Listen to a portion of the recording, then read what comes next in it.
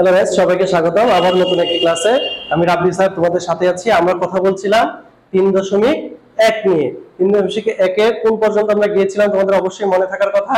সেটা হচ্ছে ডেসিমেল থেকে বাইনারি সংখ্যা রূপান্তর। সেটা হচ্ছিল পূর্ণ সংখ্যা এবং হচ্ছিল কি দশমিক সংখ্যা। তোমরা খুব ভালো করে লক্ষ্য করো, একমাত্র তোমাদের জন্য এই কষ্টটা করা হচ্ছে। যারা ইন্টারমিডিয়েটের সামনে পরীক্ষা দিবা তারা এই ক্লাসগুলো যদি দেখো, আশা করি তোমাদের সকল কিছু খুব সহজেই সলভ হয়ে যাবে এবং তোমরা একটা ভালো রেজাল্ট নিয়ে বের হতে পারবা।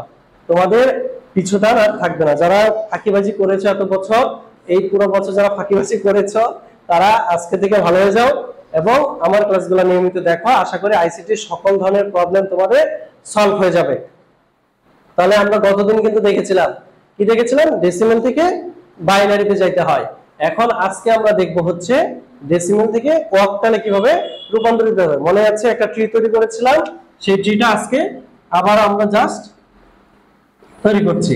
আমরা বাইনারি যাওয়া কমপ্লিট হয়ে গেছে। হ্যাঁ, এখন আমরা যাব কিসে? অক্টালে। অক্টালে বেস কত? 8। আচ্ছা, তাহলে আমরা ওটা লিখলাম না। তাহলে আমাদের সূত্র কি ছিল বা ফর্মুলা কি ছিল? যে ডেসিমেল থেকে কোনো সংখ্যায় রূপান্তরিত হইতে হলে সেই সংখ্যার বেস দিয়ে ভাগ করতে হয়। সেম জিনিসই, শুধু অক্টালের বেসটা কি করতে হবে? মনে রাখতে হবে। কেন মনে রাখতে হবে? অক্টাল 0 থেকে 7 এর পরে কোনো সংখ্যা নেই। এরপরে যদি সংখ্যা হয় সেগুলো তার কি যৌগিক সংখ্যা। তার মানে আমরা অক্টালের বেস দিয়ে যখন সংখ্যা ভাগ করব তখন অবশ্যই মাথায় রাখতে হবে যেন 7 এর উপরে চলে না যায়।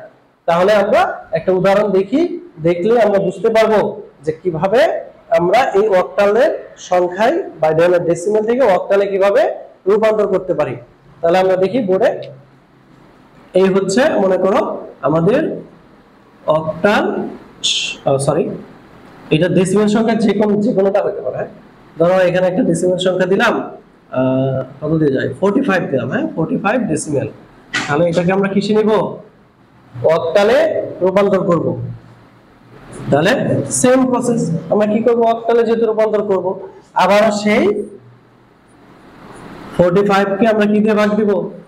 অক্টাল দিয়ে। মনে আছে কেন 10 ব্যবহার করা যাবে না? শূন্য সম্পর্কিত যে কোনো বেস আমরা ভাগের জন্য ব্যবহার করতে পারবো না।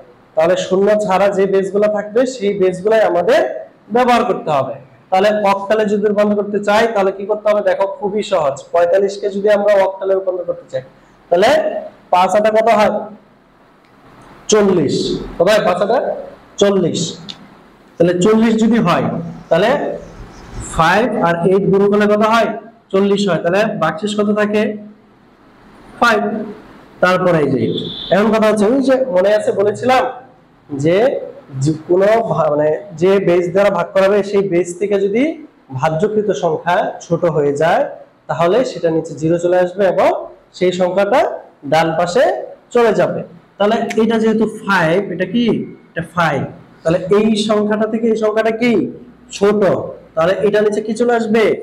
0। আর এই সংখ্যাটা এখানে চলে আসবে। আসলে এই তীর চিহ্ন দিও না, তাহলে স্যার কেটে দিবে। এটা হচ্ছে একটা হাই পেন দিতে পারো। তাহলে হচ্ছে কি 45। এখন আমাদের এটা কাউন্ট করব কিভাবে? তাহলে ওই পুনরায় নিয়ম, একই নিয়ম। তোমাদের একটা নিয়মের ভিতরেই যেন তোমরা সকল অঙ্কগুলো করতে পারো সেই অনুযায়ী কিন্তু আমি আজকে বা এই পুরো লেসনটা সাজিয়েছি। তাহলে তোমাদের আর কোনো ধরনের সমস্যা হবে না সংখ্যা পদ্ধতি নিয়ে। তাহলে এই যে কথাটা এখন আমরা কি করব?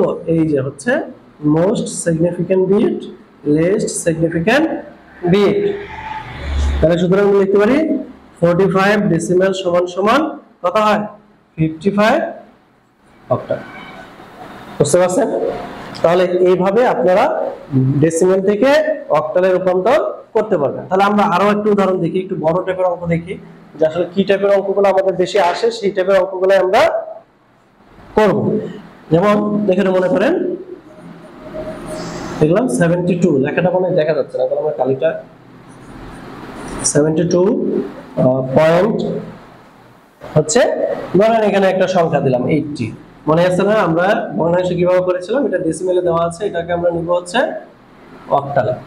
আচ্ছা, তাহলে 72 কে আমরা ভাগ করতে পারি। তো 72 8, এটা আপনারা করতে থাকেন। হ্যাঁ, আমি ভগ্নাংশটা করি।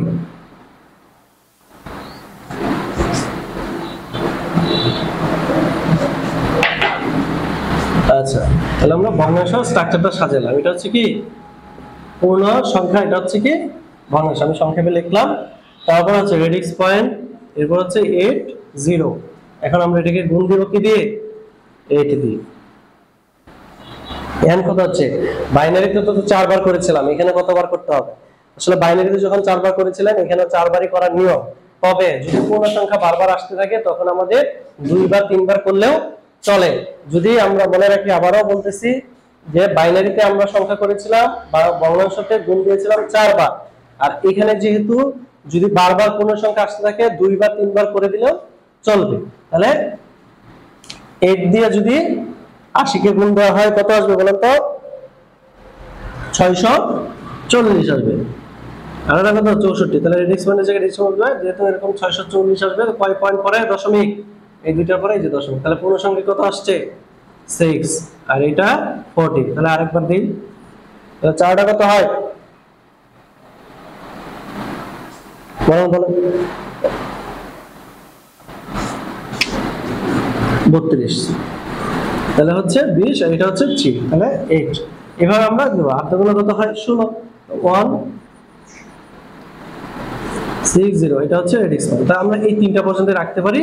এটার চিহ্নটা হবে এমএসবি, নিচে হবে কি এলএসবি। তাহলে সুতরাং 0.80 ডেসিমাল সমান সমান হচ্ছে 631। যেহেতু এটা অবিরাম চলতে থাকবে তাহলে আমরা কি দিব? এখানে ডেসিমাল দিব।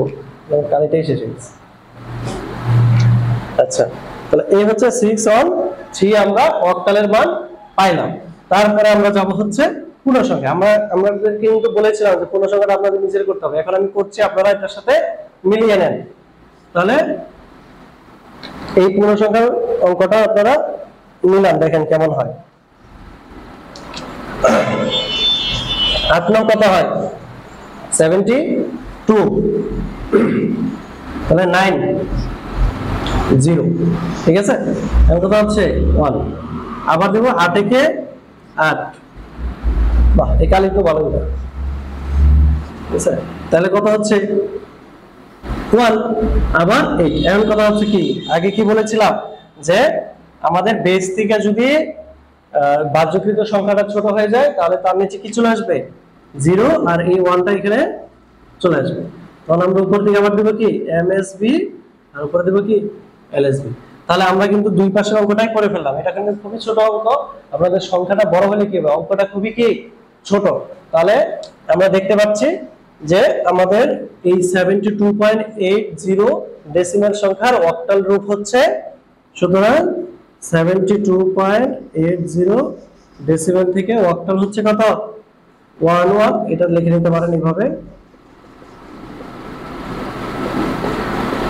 0 অক্টাল 110 পয়েন্ট, আর এখানে কত আসছে? 631 ডট ডট ডট অক্টাল। তাহলে এইভাবে আপনাদেরকে প্রত্যেকটা অঙ্ক সাজিয়ে গুছিয়ে করতে হবে। তাহলে আমরা বুঝতে পারলাম কি আমরা করতে পারবো এগুলা। আজকের মতো লেসন এই পর্যন্তই থাকবে। আপনাদের জন্য ধীরে ধীরে এগোচ্ছি, আপনারা যেন খুব সহজেই ভিডিওগুলো পান এবং সহজেই কথাগুলো বুঝতে পারেন। আপনাদের জন্য নেক্সট টাস্ক থাকবে ক্লাস একদম 10 থেকে 100 পর্যন্ত যতগুলা বেজোড় সংখ্যা আছে সব বেজোড় সংখ্যাগুলার অক্টাল মান আপনারা বের করবেন, এবং যতগুলা জোড় সংখ্যা আছে সেই সংখ্যাগুলার দশমিক মান বসিয়ে দশমিক মানগুলা বের করবেন। তাহলে নেক্সট ডে হোমওয়ার্ক গুলো যদি এটা করতে পারেন, আশা করি আপনাদের পরীক্ষার মধ্যে এর বাইরে কোনো ধরনের সংখ্যা থাকবে না। খুবই সহজে আপনারা সেগুলো সলভ করতে পারবেন। তাহলে যারা এতক্ষণ আমাদের সাথে ছিলেন এবং লাইভ ক্লাসটা দেখেছেন, যারা ইউটিউবে পরবর্তীতে ক্লাসটা দেখবেন তাদেরকে সকলকে শুভেচ্ছা জানিয়ে আজকের মতো এখানেই শেষ করছি। 3.1 ডেসিমাল থেকে অক্টালে রূপান্তর হওয়ার যে লেসনটা ছিল আজকের মতো এখানেই শেষ।